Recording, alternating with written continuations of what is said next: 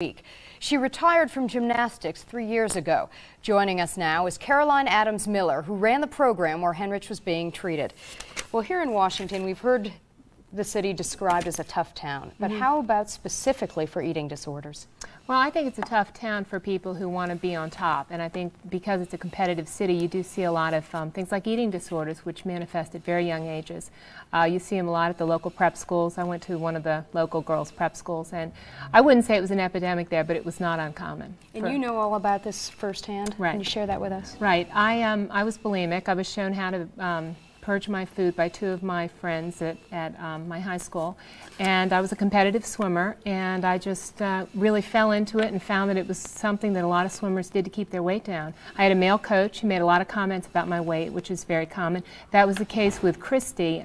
She had a male coach who constantly derided her about her weight, and her mother feels that he was responsible. I read also about a comment a judge made to her during a competition. Do you know about that? Yeah, the judge said that if she was thinner, she would have had a higher international ranking, which may or may not be the case. I don't know. But women athletes, it's estimated that 2/3 of all female athletes have disordered eating. Does it start with dieting and then just kind of progress? I mean, Yeah. where do you draw the line between dieting and anorexia Well, and bulimia? that's an important question, because the most common precursor to developing an eating disorder is going on a little diet. And that's why I think it's important that we're presenting this during the summer, because a lot of girls and young women are trying to diet to look better in a bathing suit, or they want to go to college looking great, and that is the most common way to fall into anorexia and bulimia. Bulimia is far more common than anorexia. I don't think it's clear what she died of. It was probably a combination of the two.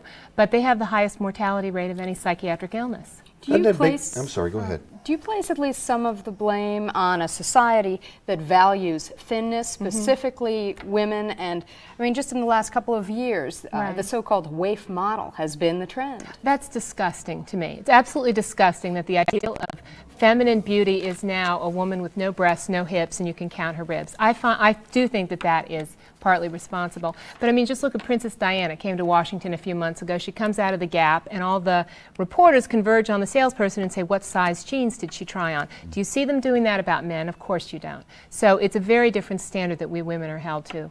And doesn't it make you mad that the only time we talk about anorexia or bulimia is when some star personality suffers it and dies? More and more it's coming out. Now, Princess Diana took us up a notch by admitting that she's been bulimic. Lots and lots and lots of Olympic athletes have gone public, so it's getting more common. Let's talk about the symptoms, okay? The symptoms are if a young woman, you know, your daughter, your sister, your friend becomes obsessed with food, with cooking, with going to the bathroom after meals, comes out with swollen salivary glands, puffy eyes. Anyone who's taking laxatives or diuretics or syrup of ipecac, that's an immediate tip-off. And then bulimics tend to be around normal weight. Anorexics get very, very skinny. You can't miss an anorexic. A bulimic can hide for decades unless you know what to look for. And the bottom line is people who have these symptoms should be seeking